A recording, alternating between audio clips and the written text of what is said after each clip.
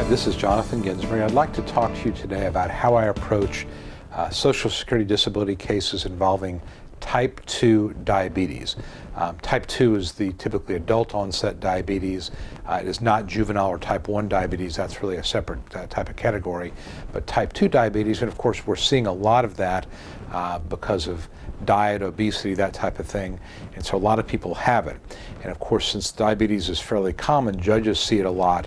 So in turn, they expect more from claimants with diabetes. So really what I'm looking for in a diabetes case, what I think helps win, would be several things. One is you should definitely be compliant with your medication.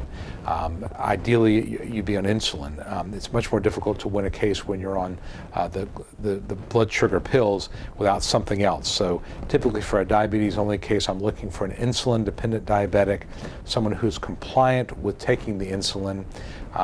It's not good enough to say anymore, I can't afford my medication and so I don't take it all the time, or I don't feel like the way I feel. You've got to take the medications on time. You've got to be compliant with the diet. Typically in a type 2 diabetes case, your doctor will give you a diabetic diet. American Diabetes Association diet will restrict your calories and limit your sugar and simple carbohydrate intake. Very important to be compliant with that. If I see in a medical record that my client is not compliant, that he or she is drinking alcohol or is not compliant with the diet, that makes it much more difficult to win. I think judges are looking for cases where there is neuropathy, which is pain in the nerve. Typically that's that numbness and tingling you'll feel in your hands or your feet, and or blurred vision, which is the retinopathy, where the vision is being affected, the capillaries in the eye are being damaged by the blood sugar fluctuations. We're also looking for situations where diabetes has been long-lasting, 10 years, 15 years, because as you know, diabetes is a progressive disease and that damage from the blood sugar fluctuations tends to accumulate.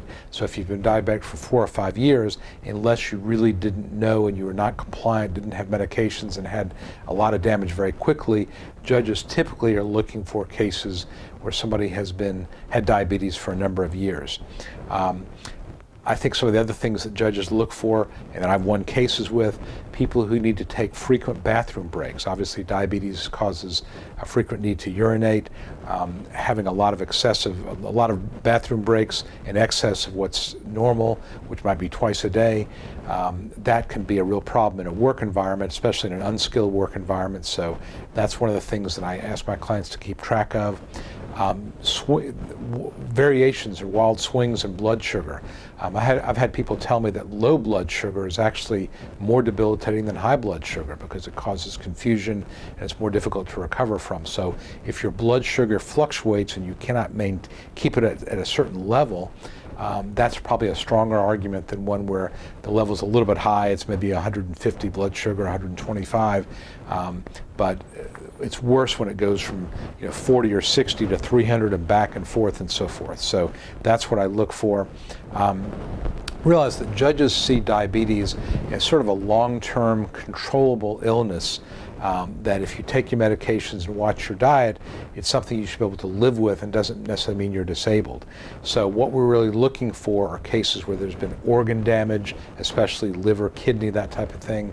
There's retinopathy, blurred vision that's not really correctable with glasses, neuropathy, that you can't feel your feet. Maybe you have situations where you've broken a toe because you can't feel your feet, things like that. So despite everything you're doing to help yourself, the symptoms are just becoming too intrusive and it makes it difficult to perform work because of the constant pain or because of difficulty in mobility and that sort of thing. So that's what judges are looking for in diabetes cases currently.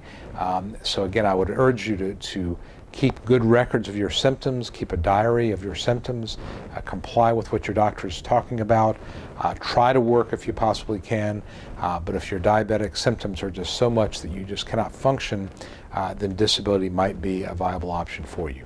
Of course, if I can help, please let me know.